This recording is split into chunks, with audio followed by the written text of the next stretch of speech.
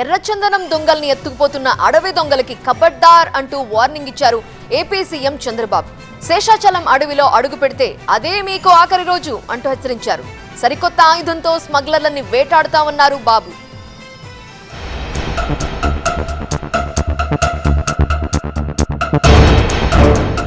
ఎర్రచంద్రం ఎత్తుకుపోవాలని చూస్తే అంతే సంగతులు. అడవిలో అడుగు పెడితే అదే ఆఖరి రోజు. స్మగ్లర్ల ఆట కట్టించేందుకు డ్రోన్లతో వేట.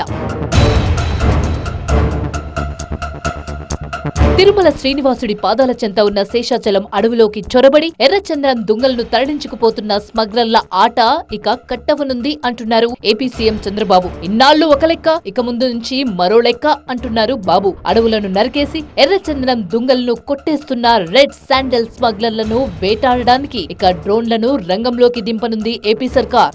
దొంగలు అడవిలోకి అడుగు పెట్టగానే డ్రోన్లు వాళ్లను వెంటాడుతాయి. ఆ సమాచారాన్ని అటవీ పోలీస్ శాఖలకు చేరవేస్తాయి. దీంతో అడవిలో అడుగు పెడితే అడవి దొంగల పని అయిపోయినట్టే. నాన్ స్టాప్ గా సాగుతున్న రెడ్ శాండిల్ స్మగ్లింగ్ కు ఫుల్ స్టాప్ పెట్టడానికి డ్రోన్ స్ట్రాటజీతో ముందుకు వెళ్లనుంది బాబు సర్కార్.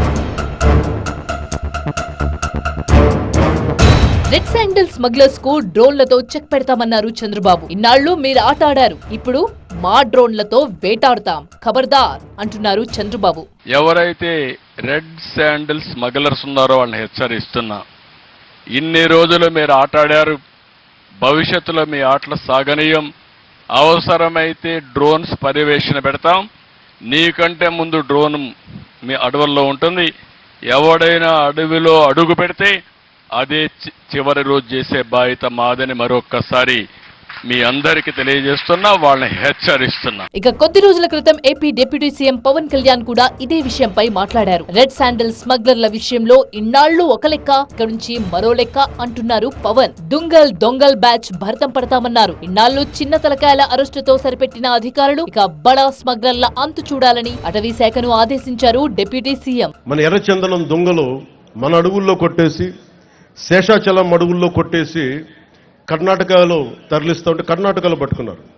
100 కోట్ల రూపాయలు ఒకసారి, 40 కోట్ల రూపాయలు ఇంకొకసారి వేలం వేశారు.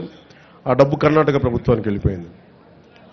అదే 140 కోట్లు కనుక మనకు ఉండుంటే, రాష్ట్ర ఖజానాలు కనుక ఉండుంటే, ఎంతమంది విద్యార్థుల్ని అంబేద్కర్ విదేశీ విద్యా పథకానికి పంపించవచ్చు, ఫీజు రీఎంబర్స్మెంట్లు చేయొచ్చు.